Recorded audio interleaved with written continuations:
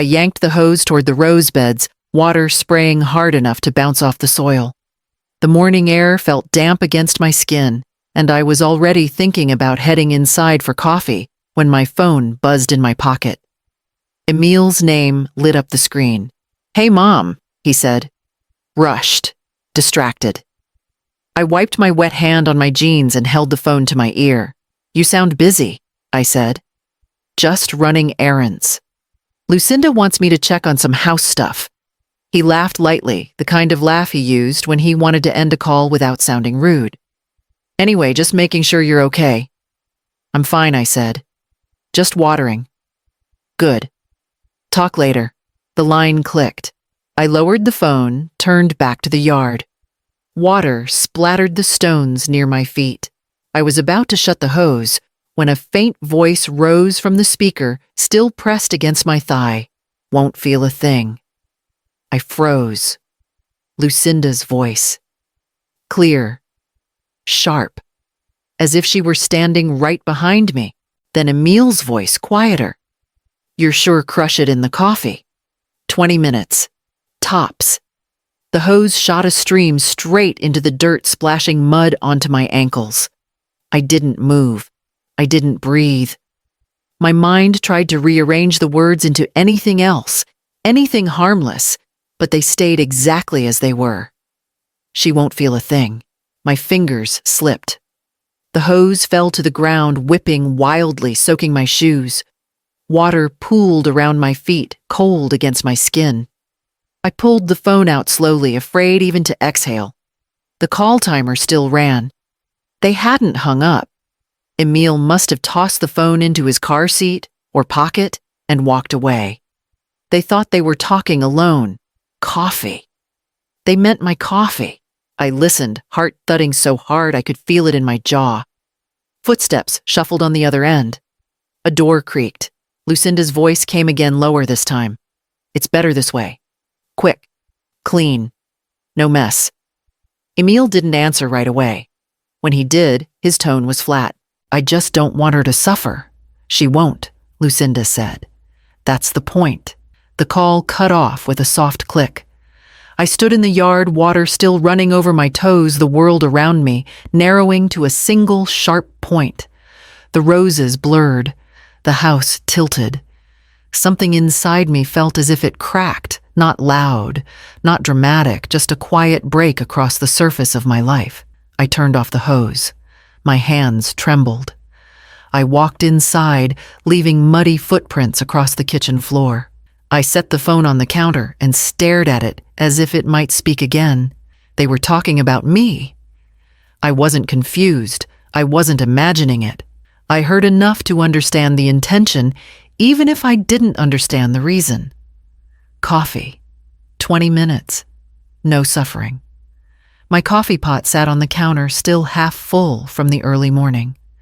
The familiar smell, rich, warm, grounding, turned my stomach. I pulled out a chair. Sat. My breath shortened, each one thinner than the last. I pressed my palms flat against the table to steady myself. A part of me wanted to pick up the phone and call him back. Demand answers. Scream. But the louder part, the older part, the part of me that had learned survival the long, hard way, whispered something else. Listen first. Move slow. Don't react. I reached for a towel and wiped the mud off my shoes. Each stroke steady, controlled, as if staying busy might keep me from falling apart. My pulse still hammered, but my thoughts began to arrange themselves piece by piece into something colder, clearer. If they were planning something, then they thought I was weak enough not to notice. That alone told me I needed to stay quiet.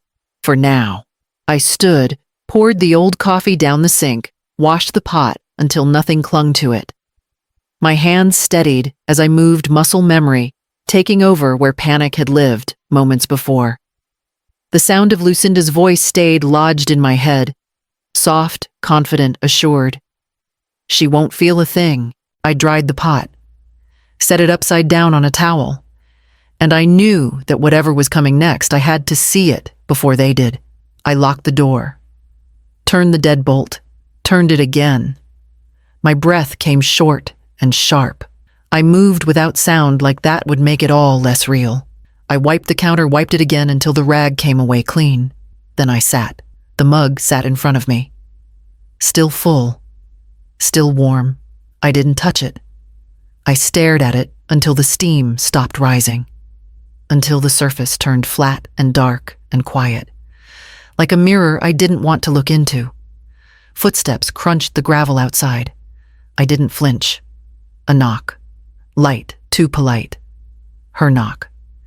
I rose, slowly wiped my hands on my jeans, and opened the door. Lucinda stood there, bright as always. Lipstick perfect, hair curled just enough to look casual. She held a paper bag and smiled like we were friends. "I brought cookies," she said. "Your favorite." She pushed past me before I could answer, set the bag on the counter. Her eyes darted to the coffee pot, then back to my face. "I hope I'm not interrupting anything," she said, too sweet. "Emil's picking up vitamins. He'll be here in a bit." I gave her a small nod. No interruption. My voice sounded like it belonged to someone else. Lucinda pulled out the cookies, arranged them on a plate like she lived here. Like she'd done it 1,000 times. Maybe she had. "You haven't been sleeping well?" she asked. "I sleep fine. You seem a little off. I told Emil maybe we should help you sort your medications, just to be safe." She looked at me, all concern and care, but her eyes never matched the tone. They were scanning, measuring. "I've managed for 66 years, I said. "I think I'll survive my pills." She let out a small laugh. "Oh, I don't doubt it. But habits change. It's not bad to let people help." I didn't answer. She glanced at my untouched mug. "No coffee today?" she asked, casual. But I saw it. The flicker. "I'm letting it cool," I said.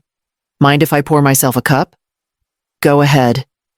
She moved fast, too fast. Picked up the pot, sniffed it, frowned. "Oh, it's cold." She dumped it into the sink, washed it, refilled the reservoir, reached for the tin of grounds I always kept near the stove. Her hands paused. She pulled the lid off slowly like she expected something inside. Nothing. She laughed.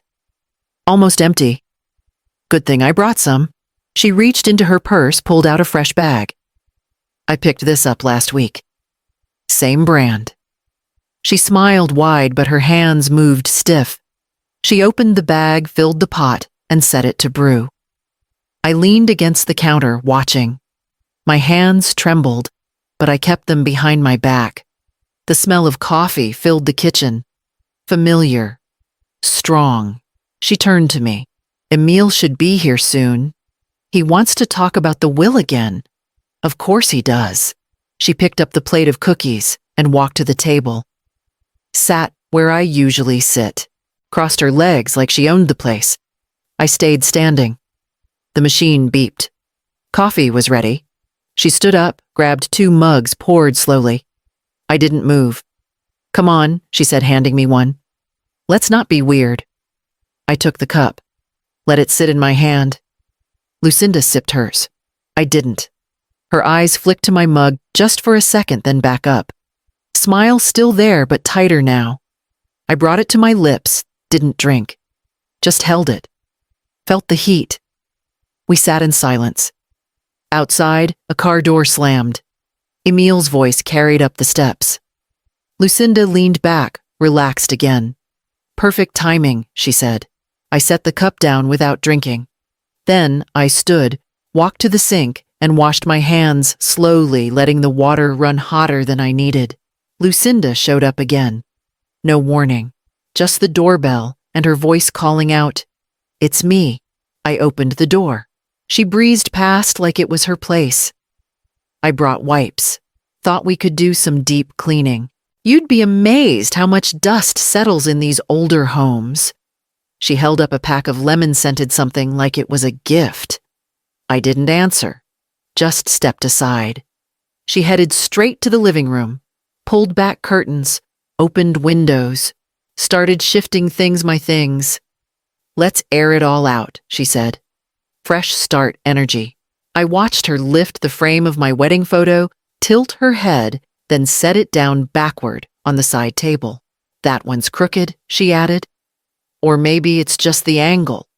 She moved to the hutch next, opened the drawers like she was hunting for something useful or incriminating. I stood by the wall, arms crossed, teeth pressed together. She turned. You okay, Corliss? You seem tense. I'm watching. Watching what you're doing. She laughed like I told a joke she didn't get. Emil texted me that night. You've been tired lately. Should we schedule a checkup? Then 5 minutes later, Lucinda said you seemed confused earlier.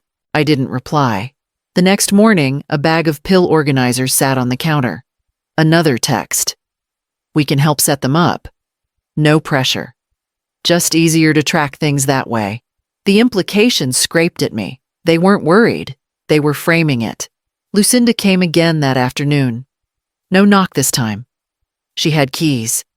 Emil must have made her a copy. Brought lunch, she shouted from the kitchen. Hope you're hungry. I was upstairs. I didn't answer. I listened as she opened my fridge, rearranged my shelves, tossed something in the trash. I came down when the noise stopped. She stood by the sink, smiling. Made you chicken salad. No mayo, just the way you like it. And I threw out that jar of peach jam. It was expired. It wasn't. She set 2 plates, poured water, sat down, like we did this every day. She asked about the pastor's wife at church. Asked if I'd spoken to Carol lately. Asked in that voice people use when they're gathering context. Checking how much support you have. I gave short answers. I didn't touch the food. She ate hers. Cleaned her plate. Then stood. I'll grab the mail, she said. Don't worry, I won't open anything. She smiled wide, waited to see if I'd object. I didn't. I sat in silence as she stepped out. The moment the door shut, I stood and dumped the plate into the trash. Every bite. I washed the dish, dried it, put it back exactly where it belonged. When I turned, I noticed the bookshelf. She had moved things again. My photo albums were out of order. 2 were missing from their usual spot. I opened a drawer. There they were. Slid behind the baking parchment and recipe cards. Tucked like they didn't matter. The edges of my throat tightened. I walked through each room, looked for other signs. A book turned spine in. A drawer left slightly open. A throw blanket folded wrong. Nothing loud, nothing direct. Just enough to feel like erosion, death by kindness, by help, by care. She didn't say move out. She just made it feel less and less like mine. That night, I took the pill organizer, placed it in the back of the drawer, shut it hard. Then I pulled out the safe key from my sock drawer, held it in my hand until I stopped shaking. I opened the hallway drawer and it was empty. Not one letter, not one pen. The envelopes I kept stacked in the corner, gone. The blue address book with the torn spine, gone. Even the rubber bands were gone. I stood there for a long second, hand still holding the drawer open. Then I closed it, quietly. Like noise would make it worse. The next day, I found my quilt folded in the linen closet, not on the couch where I'd left it. Lucinda smiled when I mentioned it.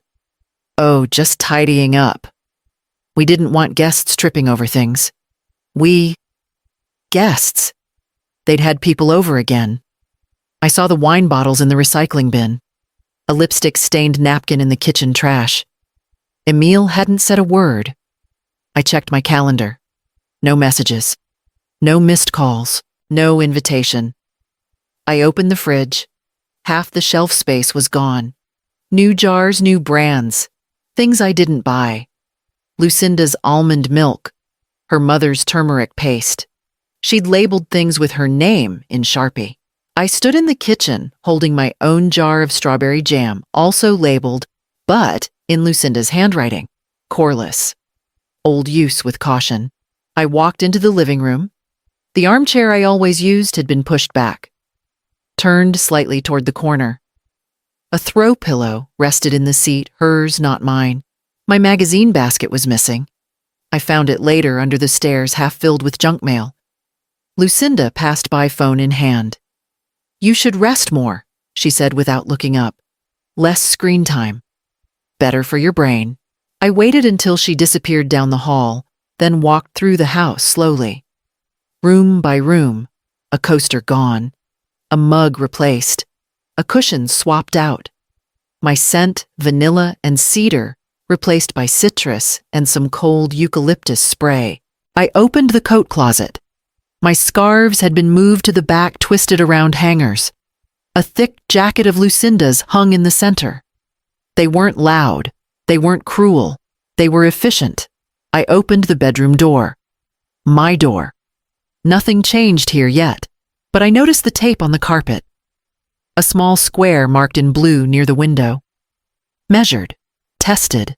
Like someone planned to bring in something new. I shut the door, locked it behind me. At dinner, Emil brought up the idea of transitioning space. "Just to make the house more functional," he said. "For who?" I asked. He shrugged. "We're all trying to live together. Some things need to adapt." Lucinda smiled over her salad. "We just want you comfortable, Corliss. That's all." The salad dressing wasn't mine. The plates weren't mine. The tablecloth had lace on it. I hated lace. I excused myself early. Said I had a headache. Back in my room, I sat on the bed, opened the side drawer, and pulled out the envelope I'd prepared months ago. A notarized copy of the house deed. My name only. I slid it back under the shirts, took a slow breath. Then I opened the window, not for air, but to make sure I could still open something. I pushed the box forward with both hands. Heavy, cold, covered in a thin layer of dust. I hadn't opened it since Emil's wedding. I turned the key. The click echoed louder than it should have. My fingers shook, but I peeled the lid back anyway. There they were. The folder, the envelope, the note. The folder was deep green corners, still sharp. Inside, the deed to the house sat on top, clear current, with my name in bold. Beneath it, the notarized transfer forms I'd never signed. Blank. Untouched. Under that, the trust papers. Emil didn't know I never moved the assets into his name. I had let him think I had. That was his mistake. He trusted assumption over confirmation. I lifted the envelope. Inside, a checkbook linked to a trust account I hadn't touched in over a year. Balance printed in neat numbers, $218,000. Separate from the house.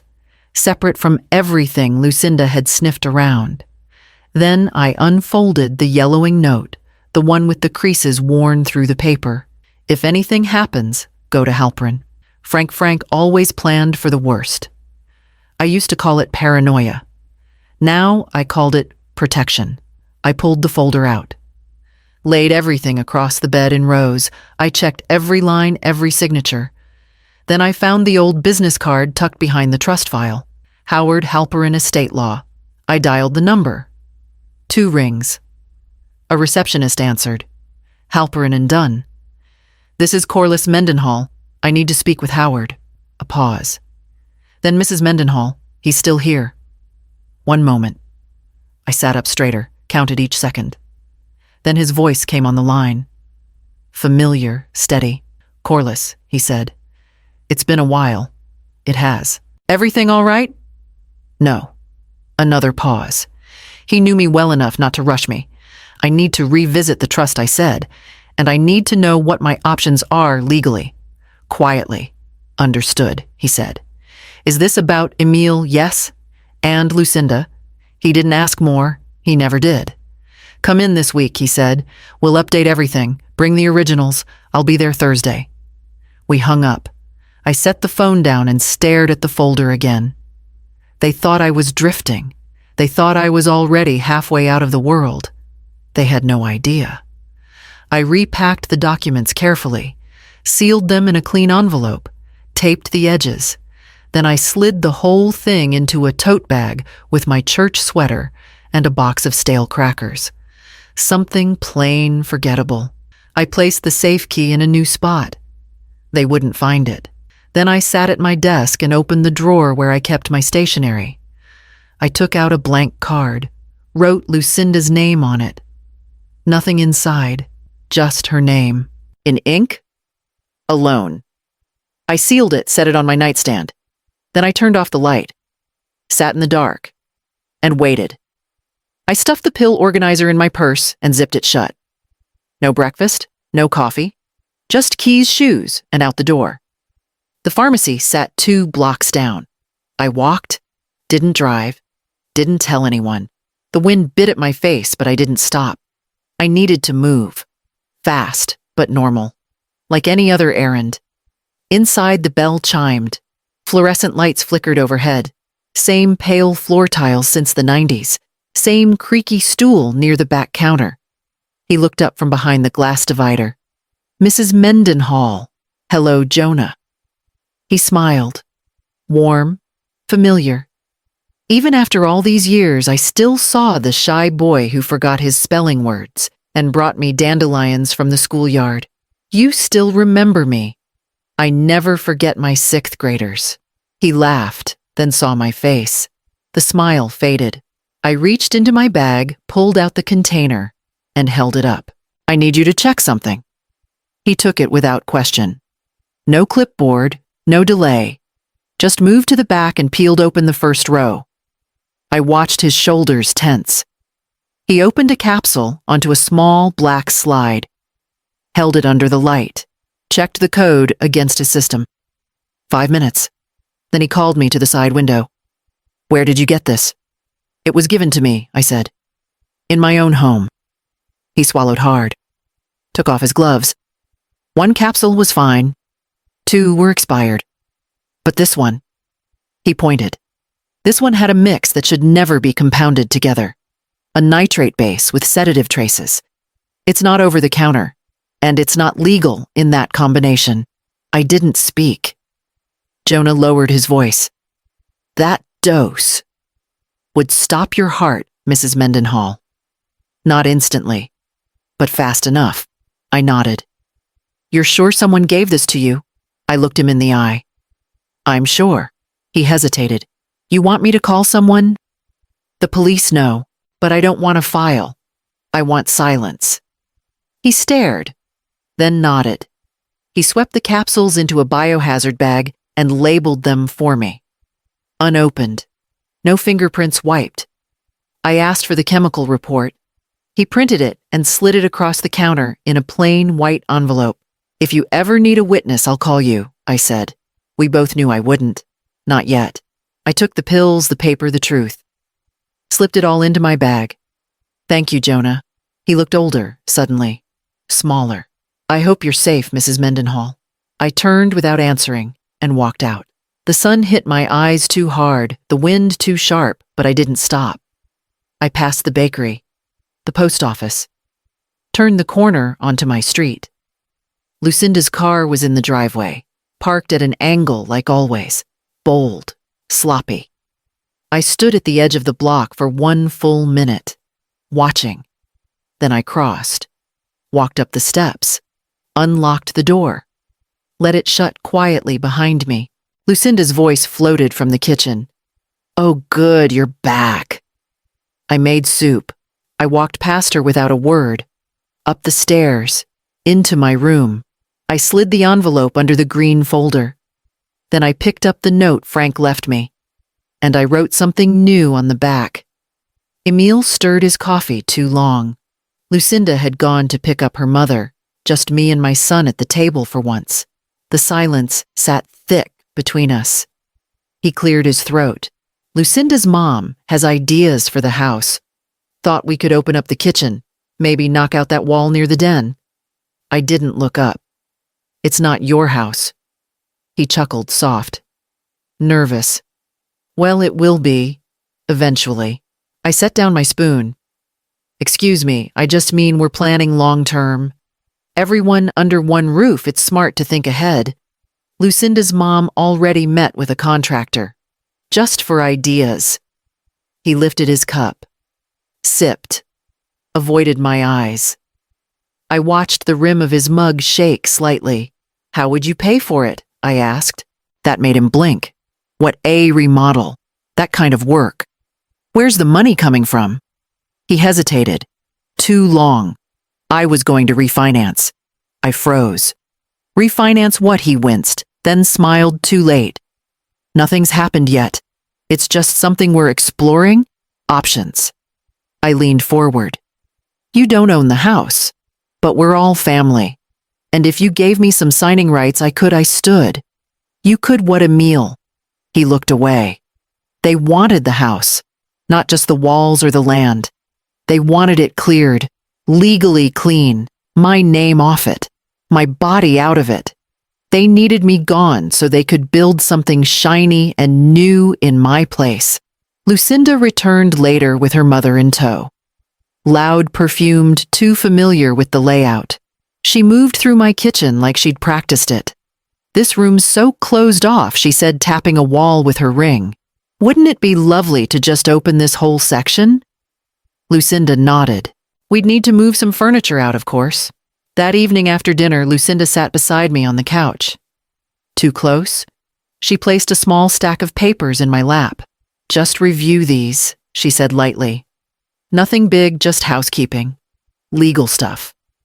So we can help with bills and emergencies. It's a shared system. Everyone does it now. I flipped the first page. Power of attorney. Full, not limited, not temporary. I kept my face still. What does this let you do? I asked, though I already knew. Just manage things, she said. Pay the bills, make decisions if you're out or tired. Make decisions like selling property. She laughed. That's not the point, Corliss. Come on, it's just about trust. I flipped to the last page. Blank signature line. Date left open. Pen already clipped to the folder. I handed it back. I'll think about it. She smiled like I'd said yes. Of course, she said. Take your time. But sooner is better.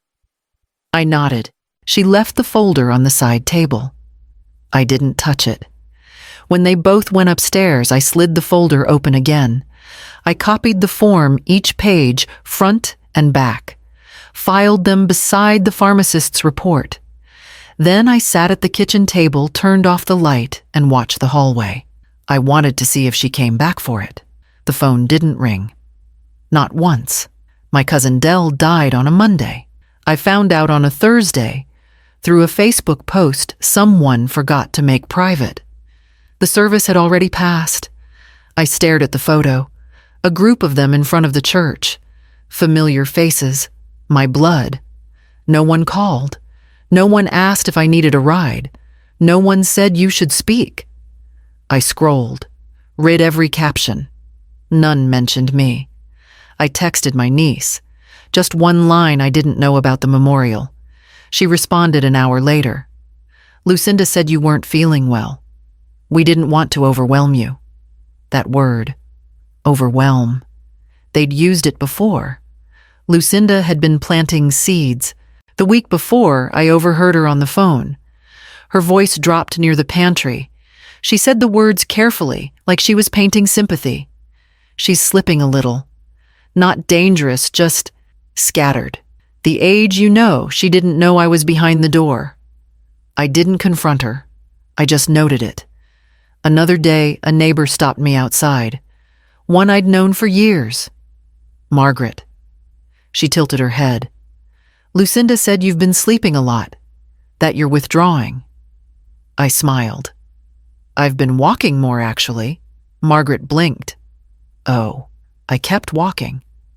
The next Sunday, the pastor's wife didn't respond to my wave outside the market. She turned, grabbed her husband's arm, and whispered something. He gave me a nod, distant, pitying. Something was shifting. I checked my email. Unsubscribed from the church bulletin. My name wasn't listed in the women's circle anymore. Lucinda was cutting the cords, one thread at a time. I stood in the hallway staring at the landline. I could call. I could explain. But what would I say? She's trying to erase me. They'd hear my voice and wonder if she was right. I didn't call. Instead, I found the copy of my family contact sheet. still tucked in my filing cabinet, still in my handwriting. I ran my fingers down the list. 3 had moved, 1 had died. The rest quiet now. I didn't delete them. I folded the page, slipped it into the green folder. That night, Lucinda brought me tea, said it would help me sleep. I watched her hands, watched the liquid settle. She smiled soft. You've been under stress. You need rest. I took the mug, didn't drink. She sat across from me and stared. How are you feeling, Corliss? I'm awake. She blinked. What I said, I'm wide awake. She looked confused for half a second. Then the smile returned. Well, that's good. She left the room. I poured the tea down the sink, washed the mug, dried it with the old towel that still had my initials stitched in red. Then I walked to the back room, opened the cabinet above the washing machine, pulled out the plastic bin with the old birthday cards. I flipped through each one. Notes from Emil, from nieces, from Dell. All before Lucinda. All before the silence. I picked out 3. Set them on the table. Proof. In their own handwriting. That once I existed. I sat there until morning. I folded the papers. Slipped them into the envelope. No return address. No name on the seal. Then I zipped the tote put on my sweater and left. I didn't tell Emil I had an appointment. I didn't tell Lucinda anything. I just said I'd be out for the morning and shut the door before she could ask where. The bank sat on a quiet corner near the edge of town. Old bricks. Clean windows. I'd opened my first account there with Frank. We'd held hands in the lobby. He'd made a joke about our emergency fund being for escape, not retirement. He wasn't far off. I walked through the glass doors and asked to see the manager. He remembered me, called me Mrs. Mendenhall in the kind of voice reserved for longtime clients, the ones who still carried checkbooks. He led me to the vault room. Quiet, cold, sealed behind layers of silence. I handed him the form. I'd like to open a second deposit box under this. I slid the paper across. The name wasn't mine. He looked down, then up, raised an eyebrow. It's legal, I said. Fully authorized. I just need discretion. He nodded once. Of course. 10 minutes later, I placed the envelope inside, locked the drawer, took the key. Then I walked back outside into the sun and didn't look back. From there, I drove across town. Halpern's office hadn't changed. Same leather chairs, same ticking wall clock that always ran 5 minutes fast. His assistant greeted me by name and ushered me in. Howard stood when I entered, his handshake firm, his face unreadable. You brought everything he asked. I nodded. Pulled out the folder, the pharmacist's report, the property deed, the old will. I want to change it, I said. All of it. He didn't ask why. We sat for 2 hours. I signed a new will, a new revocable trust. We moved assets into a protection clause Lucinda could never touch, not without a court order, and 3 notarized permissions. We added conditions. Clause 14. If found guilty or suspected of coercion, Lucinda Mendenhall shall forfeit all claims. Clause 17. If Emil Mendenhall signs financial instruments on Corliss Mendenhall's behalf while she is conscious and competent, the trust shall be frozen. Clause 21. Medical decisions will pass to the court-appointed third-party advocate, not immediate family. Howard added his initials after each one. I'd like a backup, I said, in case they come here. He nodded. I'll store the originals. You take the copy. I'll give my partner limited power to release it only under your code word. What word? I paused. Halcyon. He smiled. Good choice. I stood to leave. He followed me to the door. If you need to move fast, he said, don't call. Just come. I know. I drove home slower. No one was there when I returned. Just a note on the fridge. Soup in the pot, Lucinda. I didn't eat it. Instead, I poured myself a glass of water. Sat at the kitchen table, unfolded my copy of the new will. I stared at clause 14 until the words blurred. Then I picked up a pen. Wrote another note. folded it once, slid it into a second envelope. This one had no name either. My phone rang before sunrise. I grabbed it on the second buzz, still half asleep heart, already pounding, because no one called me at that hour unless something was wrong. Mrs. Mendenhall, Jonah's voice. Tight. Yes, I said. What is it? I reviewed something he said. I think you should come in, or I can tell you now if you'd rather not wait. I sat up.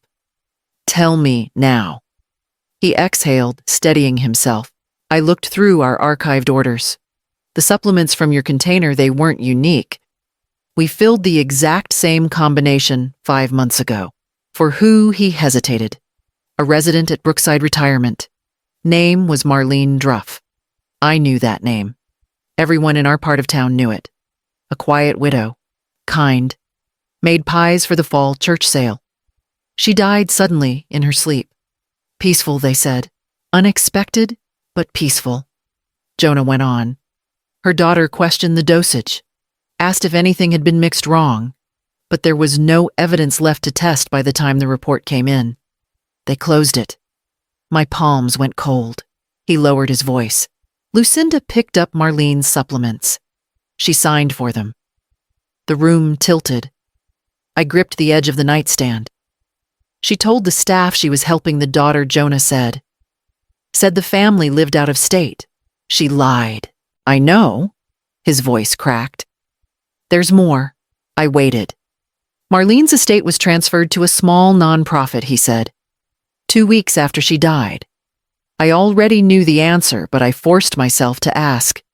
Which nonprofit? Bright Hearth Community Fund? Lucinda's. Jonah continued, voice barely above a whisper.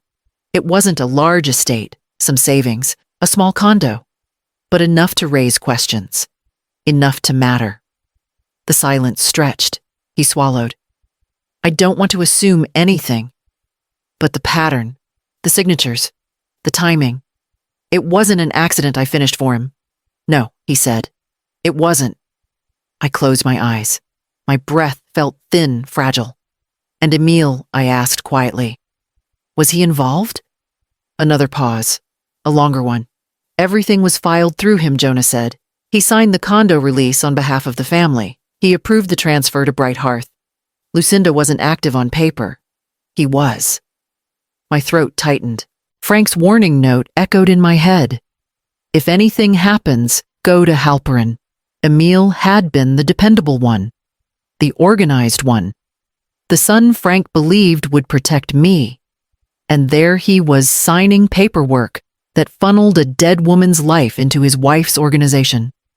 This wasn't an accident. This wasn't desperation. This was a method. Thank you, Jonah, I said. You've done more than enough. Mrs. Mendenhall, please be careful. I am. He hung up. I sat in the dark for several minutes, the phone still in my hand, the house silent around me. The heater kicked on the pipes, humming low through the walls. Someone else had died before me, a woman alone. A woman they thought no one would question, a woman who trusted the wrong people with the wrong pills. And Emil wasn't dragged into it. He had been the one steering. I stood, pulled on a sweater, and walked to the desk. Opened the drawer. Removed the second envelope, the one I'd prepared without writing a name. I wrote one now. Not Lucinda's. Emil's. Then I placed it beside the folder containing the new will, the pill report, the copied power of attorney forms. I added a date in the corner. Not the current one. A future one. One that would come sooner than they expected. I slid the envelope into the tote, zipped it shut, and set it by the bedroom door. The morning light crept across the floorboards, slow and pale. I wasn't the first, and I wasn't planning to be the next. I pressed record before I dialed. My hands didn't shake this time. Not anymore. The phone rang twice before Emil picked up. His voice sounded too relaxed, too confident. Hey, Mom. Everything okay? I kept my tone light. Yes, just checking in. You said you were updating my vitamins again. Oh, yeah. Lucinda picked up the usual ones. Same dose as before. Should help with sleep. And it's what we used last time. Yep, the same. In the background, I heard Lucinda laugh, then her voice close to the receiver. Tell her it's decaf this time. He chuckled. She says we're going decaf. I smiled, though they couldn't see it. Well, tell her I like a little kick now and then. More laughter. I ended the call after a few more harmless exchanges. Saved the recording. Labeled it Dose Confirmation, Emil and Lucinda. Then I picked up the tote. Halperin was expecting me. We met at his office after closing hours. He locked the doors behind me and pulled the blinds. Is this a full transfer? He asked, scanning the documents I laid out. Yes, I said. Everything into the trust. And I want to update the contingent clause. He glanced up. Contingent on what? If I die under suspicious circumstances. He held up a hand. You don't have to say it out loud. Go on. The property goes not to Emil, not to any family. It passes immediately to the Meadowbrook Senior Housing Project. I've already spoken to their director. You sure about that? I nodded. They house women with nowhere to go. Women with no family. That's who the house belongs to if something happens to me. Halperin nodded slowly. I'll include it as Clause 22. Immediate, uncontestable transfer upon medical review. I signed each page, carefully, deliberately. When we were done, he slid the folder back to me. Keep this with your originals. I'll store another copy here. I need one more clause. He raised an eyebrow. If Emil or Lucinda contest this trust in any way, they forfeit any residual inheritance, he finished. Exactly. He wrote it in. I signed again. The trust was airtight. Not perfect, but enough. Enough to trap them if they pushed the next step. I stood, slipped the folder into my tote. Halperin didn't ask what I planned. He just walked me to the door. Be careful, he said. I'm not the one making mistakes anymore. The drive home felt different this time. I wasn't waiting for the next move. I was setting the board. Lucinda met me at the door. You're back late, she said casual. Stopped by the market, I replied. She glanced at the bag but didn't ask what was inside. In the kitchen, I saw the cup already waiting on the table. Steam rising. Pale tea. No scent. She smiled. I made it decaf. I picked it up, sipped the edge. Didn't swallow. She watched me. I smiled back. It's nice, I said. I'm starting to like the taste. She beamed. See, you're adjusting. I carried the cup into the living room, set it down, left the room. In my bedroom, I took out the envelope I'd marked with the future date. I crossed it out. Wrote soon instead. Then I picked up the burner phone Halperin gave me. I opened the contacts, hit send. The voice on the other end answered on the first ring. Lucinda bustled into the kitchen before I could even open the cupboard. I'll get it, she chirped. You always use too much cream. I stepped back. Let her take control. She grabbed the mug I always used, my heavy plain one with the small chip at the base. Poured, stirred, smiled. Just right, she said, sliding it toward me. I smiled back. Thank you. She turned away, busying herself at the sink. That was all I needed. I picked up both cups, hers and mine, and swapped them. Quiet, quick, no hesitation. The chipped mug now sat in front of her. Mine, fresh untouched, rested in my hand. She turned back. Froze. I held hers out toward her. Want to try this first? She stared at the mug. Her fingers twitched. Oh no. That one's yours, she said too fast. Are you sure? Her smile stretched. Of course. I made it just for you. I tilted my head. Try it. Let me know if I use too much cream. A pause. Just a breath too long. She reached out, touched the handle, then jerked her hand back. Actually, I'll pour a fresh one. I nodded. Of course. She dumped the cup into the sink like it was poison. Washed it out twice. Poured again. I watched her hands shake. She didn't speak. Neither did I. She placed the new mug in front of me. This one's better. I'll go check the laundry. I sat at the table, let her leave, then stared at the new cup. Didn't drink. Didn't touch it. Instead, I stood, walked to the sink and poured that one out too. I didn't need confirmation anymore. She'd already told me everything I needed to know. With her silence, with her panic, with her hands. When someone panics over the wrong mug, they're not afraid of your taste. They're afraid of your survival. I rinsed both cups, dried them, placed mine back on its hook. The chipped one I wrapped in a towel and locked in the drawer beneath the stove. I could almost hear Frank's voice. If someone tries to kill you, make sure they get one chance. He never joked about much. I walked back into the living room. The house was too quiet. Lucinda's shoes were gone from the hallway. Her coat, too. She'd left. Good. I went to the hallway closet, pulled the box from the top shelf. It held more than paperwork now. A recorder, backup files, a second phone, the pharmacist's report, copies of the trust. Everything Halperin and I had prepared was doubled, stored, and ready. I added the chipped mug, wrapped tight, sealed in a freezer bag, labeled with the date. Then I locked the box. When Emil came home that night, he barely looked at me, kissed my cheek without seeing my face. Lucinda stayed quiet at dinner, didn't touch her plate. I didn't either. I poured coffee after the dishes were cleared, kept it simple. Black. 2 mugs. Set one in front of each of us. She looked down, hesitated. I sipped mine. She left hers untouched. That was all I needed. The invitation came folded in half, left on my nightstand without a word. Printed from a home computer. No greeting, no signature. Preview gathering, future homeowners. Emil and Lucinda Mendenhall. I stared at it for a long time, then got dressed. I didn't ask questions. I didn't offer help.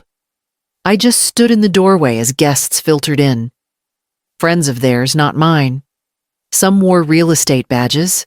Others clutched wine bottles or decorative candles wrapped in bows. Lucinda greeted each one like she'd been rehearsing it. Air kisses. Laughter. Her heels clicked across the hardwood like the house already belonged to her. I wanted everyone to see it before we start renovations, she said, gesturing wide. Soon, this'll all be ours. They clapped. I stood in the corner near the staircase next to the coat rack. No one noticed me. No one asked who I was. That was the gift. They saw me as furniture easy to ignore, easier to forget. So I used it. I kept my phone low, camera steady, snapped pictures, panned slowly. Faces, words, gestures. Lucinda held up her glass. Emil deserves this, she said loudly. He's worked hard and his mother's finally letting go. I mean, it's time, right? Laughter again. Honestly, I've already picked out paint colors. This carpet is going first. She ran her shoe across it like it was dirt. Next month, she said, lifting her glass higher. It's ours. Cheers. Glasses clinked. I captured all of it. Emil stood beside her, his arm draped lazily around her shoulder, eyes glassy from wine. He didn't say anything. He didn't need to. They'd already decided. She placed her glass on my table. My table. The one Frank and I bought in 1984. The one we sanded by hand. Lucinda dropped her napkin beside it. I reached for it later, quietly, tucked it in my purse. Lipstick print. Wine stain. I wandered into the kitchen. Opened drawers. Watched people move through my home like it was a showroom. A woman in a gray sweater asked, "So how long have they lived here?" Lucinda waved her hand. "Oh, just a few months. But we've been managing things for a while." Managing. I checked my camera roll. 37 photos. 2 voice memos. I moved back toward the hallway, past the bathroom, saw my own framed photo leaning against the floor, not on the wall where it used to hang. They had taken it down. I stepped outside onto the back patio. The cold air steadied me. A guest followed. A man in a fleece vest. He lit a cigarette and nodded at me like I was the help. "Great setup," he said. "They're lucky." I said nothing. He exhaled smoke and said, "She said you were moving into assisted living." I turned to him. "Did she?" He blinked. "Yeah." Said it was part of the deal. Interesting. He stamped out his cigarette and went back in. I stayed a few more minutes. Let the silence soak in. Then I walked around the side of the house and entered through the garage. No one noticed. I slipped back into my room, shut the door, transferred the files from my phone to the USB drive Halperin gave me, labeled it Party Statements. Then I slid it into the envelope marked Witnesses. One more piece in place. Lucinda clinked her glass with a fork. Before dessert, just a quick thank you. To everyone who supported us while we got the house in order. Guests smiled, raised forks, nodded. I sat at the end of the table, an end that hadn't existed until tonight. My chair was smaller, lower, mismatched, pulled from the hallway. Lucinda continued. And to Corliss, who's been so sweet and patient through everything, even if she's a little more tired these days. She looked straight at me and smiled like it was a joke. The table laughed. I didn't. I looked at my plate, lukewarm potatoes, watery chicken. The gravy had started to congeal. I'd been served last. Lucinda leaned down beside me and whispered, "Let me know if you need help cutting it." I met her eyes. "I'm good." She winked like we were friends. "Of course you are." She turned her back before I finished my sentence. Across the table, Mrs. Elkins from down the street watched me. Her smile faltered. She leaned over to refill her wine and whispered, "Are you okay, Corliss?" I nodded. "Just tired." My voice stayed even. Soft. The way they liked it. She patted my hand. Lucinda launched into a story about Emil's promotion, about how they'd be remodeling soon. "We wanted open concept," she said, "so there's more light. We'll probably knock down the sunroom," and I tuned it out. That was the room Frank built with his own hands. The only room in the house that still smelled like pine when it got hot. I slid my knife under the chicken. Dry, cold, still pink in the middle. Lucinda's plate was hot. I'd seen her microwave it just before she sat. She didn't think I noticed. That was her mistake. Later, when the guests trickled out, she gathered plates with extra cheer. "You don't have to lift a finger," she told me. I didn't. She took my untouched dish and frowned. "You didn't eat." "Wasn't hungry." Emil came in, kissed the top of my head. "Mom, Lucinda worked hard on this dinner." I nodded. "I'm sure she did." Lucinda grabbed his hand. "I think maybe she's just overwhelmed. The crowd, the noise. She's getting sensitive." I stood slowly, pushed the chair back. It scraped the tile loud. Their heads turned. I said nothing. Just walked to my room, closed the door, sat on the bed, opened the drawer and took out the sealed envelope. The top read, "Open if I don't show up tomorrow." I checked the clock. 10:42 p.m. I slid the envelope back in and locked the drawer. Tomorrow wasn't for them. It was mine. I set the table myself. No caterer. No Lucinda. Just me, eggs, toast, and the same chipped plates we'd used since Emil was 12. I brewed strong coffee and placed the mugs with care, one in front of each seat. Emil arrived first. Tie loose, voice casual. "Morning, Mom. What's the occasion you'll see?" Lucinda followed behind him, smile already loaded. "We brought pastries just in case. Thought we'd help." I took the box, set it aside. "We won't need them." Others filtered in: my cousin Deborah, my niece Rachel, Mr. Halperin. One by one, they sat puzzled. Plates full. Coffee hot. I stood at the head of the table, cleared my throat. "I appreciate you all coming. This isn't a celebration. This is a reckoning." Lucinda blinked. "Excuse me." I pressed play on the small speaker I'd tucked behind the salt shaker. Lucinda's voice filled the room. She won't feel a thing. Then Emil's? You're sure, Lucinda, again? Crush it in the coffee. 20 minutes. Forks dropped. Deborah gasped. Rachel covered her mouth. Lucinda stood. That's fake. That's edited. It's not, I said calmly. I recorded it 3 weeks ago, and I had it verified. Lucinda's eyes darted to Emil. Say something? Emil stared down at the table. I kept going. Next, I pulled out a photo, laid it flat. Lucinda Glass raised, grinning in front of my fireplace. A banner behind her. Our future begins here. The party you threw without telling me. I said, where you told guests I was going into assisted care. Where you said this house was yours. Because we were trying to help Lucinda snapped. You've been so. You moved my photos, my clothes. You gave me cold food and a corner seat. She pointed at the table. You're still in charge. You're still here. I nodded. And you know why they stared. I pulled out the final envelope, slid it to Halperin. That's the trust deed. This house belongs to a nonprofit senior foundation. The moment I'm harmed, declared incapacitated, or God forbid, dead. Lucinda's face drained. I turned to Emil. You priced me out of your life. What did you think I'd do? His lips parted. Nothing came out. Lucinda lunged for the envelope. Halperin grabbed her wrist. Careful, he said, calm as stone. Tampering with estate documents is a felony. Rachel stood. You tried to poison her. Lucinda backed away. I stood tall.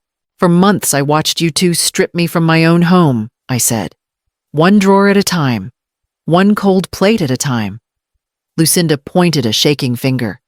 You're insane, I'm silent, I said. Not stupid.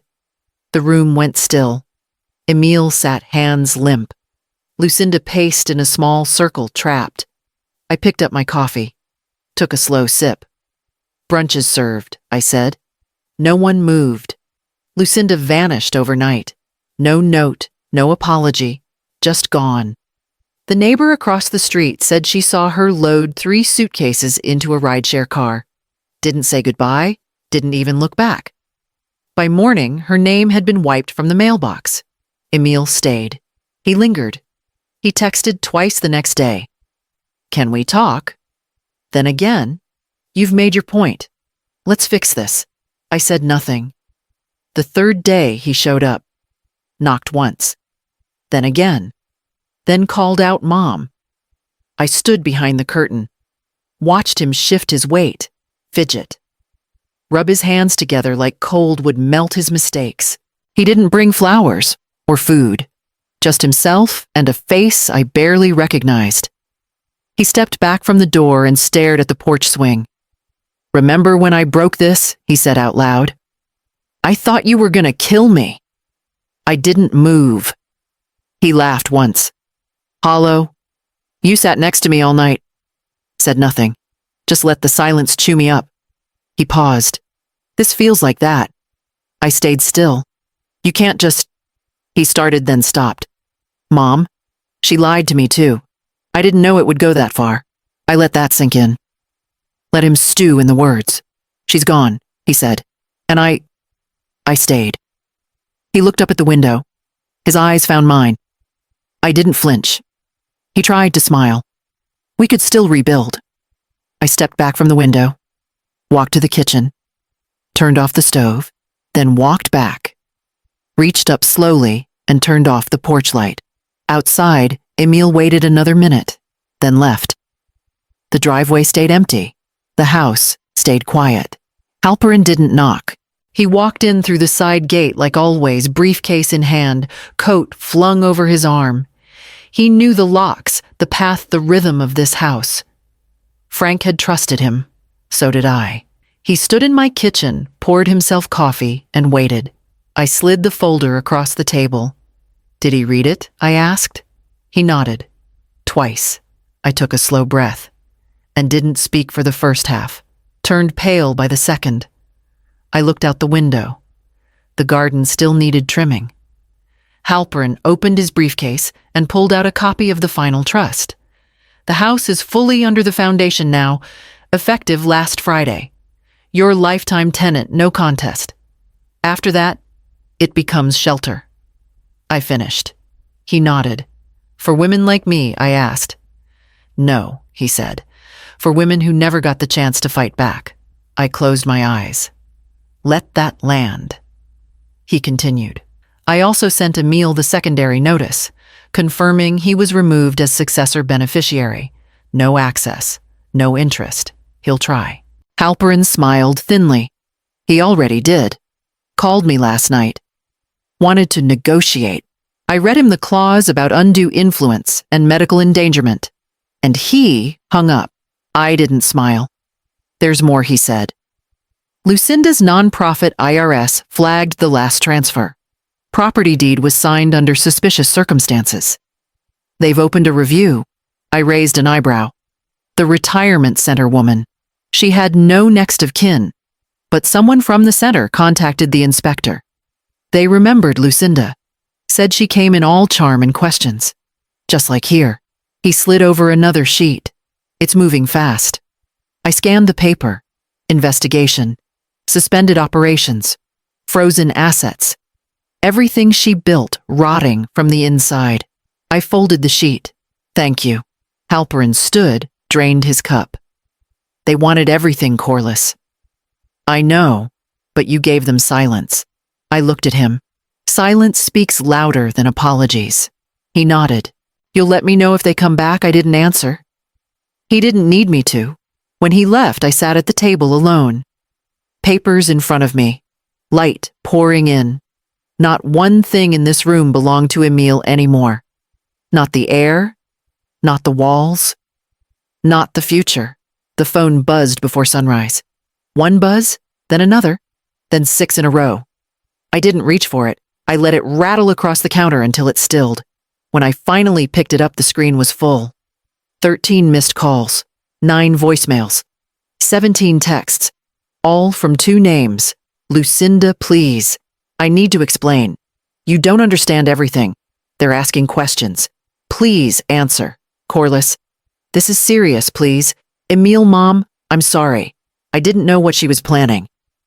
Please talk to me. We can undo this. Just call me. Mom? I scrolled once, then tapped Select All. Hit delete. The phone buzzed again. A voicemail. I pressed play. Lucinda's voice cracked through the speaker. I know you're angry, but I didn't mean for any of it to escalate. I'm scared, okay? Please call me back. Please. I pressed delete before she finished. The next voicemail came from Emil. He sounded like a child again, small and unsure. Mom, I messed up. I know that. But you can't just disappear on me. Just tell me what to do. Please. I listened to the whole message, then pressed delete. The kitchen sink was full of nothing but clear space and cold metal. I opened the drawer, pulled out the old box of photos, the ones Lucinda hadn't gotten her hands on yet. I found one of Emil at 10 years old, missing a front tooth hair sticking out like a broom. Frank had taken it on a fishing trip. Emil's arm slung over my shoulder. Back then, he still looked at me like I was home. I held the picture over the sink, lit the corner with a match. The flame crawled up the paper, slow at first, then hungry. Emil's smile curled, darkened, vanished. Then mine. The ash broke in 2 and drifted down the drain. When it was gone, I rinsed the sink. Emil called again. The phone lit up. I let it ring. Then I powered the phone off. Not silence choice. I filled the kettle, turned on the stove, waited for the low rumble, the slow climb of heat. When the kettle clicked, I poured water into the French press. The smell of fresh coffee rose with the steam. Warm, steady, mine. I cupped the mug in both hands and stood at the window. The yard looked the same as it always had. The same grass, the same fence, the same sky. But nothing about it felt the same, because everything that tried to take this life from me had already failed. I took the first sip, set the mug down. and walked toward the front door as the next knock landed. I packed nothing but a folder. No clothes, no keepsakes, no photos. Just the papers, the deed, the final signatures, the envelope with the keys. I walked through the house slowly. Each room quiet now.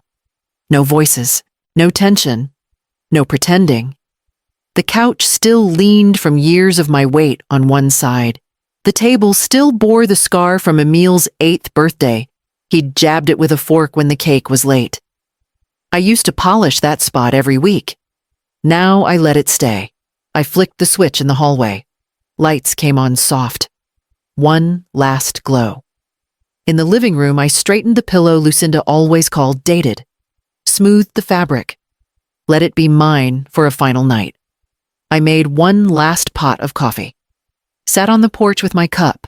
The air smelled of damp leaves and dust. My neighbor's wind chime clinked quietly. A dog barked somewhere down the street. I watched the stars come out one by one. Then I stood, walked to the edge of the porch, and looked back at the house. I forgive none of it, I whispered, but I didn't feel hate anymore. Just stillness. In the morning, I rose before the sun, swept the kitchen, wiped the counter clean, turned off the porch light. I walked through each room again. Not to say goodbye, just to make sure nothing was out of place. It all looked like it should. Simple. Plain. Enough. At the front door, I paused, opened my bag, slipped the keys into the envelope Halperin had marked to the director. I sealed it, pressed it flat, then stepped outside, shut the door, and locked it from the outside for the last time. No one saw me leave, but the house stood ready. And I walked down the sidewalk with nothing behind me but peace. I brewed coffee first, didn't unpack the suitcase, didn't check the mailbox. Just opened the small kitchen window, let the steam rise, and waited. The mug clinked against the counter. The same mug I brought with me, wrapped in a towel like something sacred. Not because it cost much, because it was mine. I poured the coffee. Black. No sugar. Stepped onto the porch. The street was quiet. One parked truck. A cat stretched across someone's driveway. No voices, no footsteps. Just wind moving soft through dry grass. I sat, held the mug in both hands, its side still red in chipped letters. Still here. Not a threat. Not a message to them. Just a fact. The chair creaked as I leaned back. It didn't rock like the one I left behind. But it didn't have memories stuffed in its cushions either. That mattered more. I watched the sky turn pale, heard birds shake off sleep. No knock came. No footsteps crept toward me. No one asked for money, or signatures, or trust. No one watched. No one schemed. I took another sip. Let the heat steady me. Freedom wasn't loud. It wasn't a banner or a speech or a slammed door. It was this: a quiet porch, a warm mug, a house with no second voice in the hall, a name on a lease that matched mine and only mine. I thought I'd feel sad, but nothing inside me ached. I didn't miss the rooms they'd poisoned with their plans. Didn't miss the long table where Lucinda staged kindness like theater. Didn't miss the boy who stopped being my son the moment he let ambition speak louder than blood. I didn't mourn what I left, because I hadn't left myself behind. I was still here, still breathing, still deciding what mattered. The sky turned gold at the edge. The cat wandered off. A neighbor's door opened, then closed. Somewhere, Emil might be waking up to silence, might be pacing, regretting, rewriting. That was his burden. Mine ended the moment I chose peace over proof. I finished my coffee and walked inside to unpack.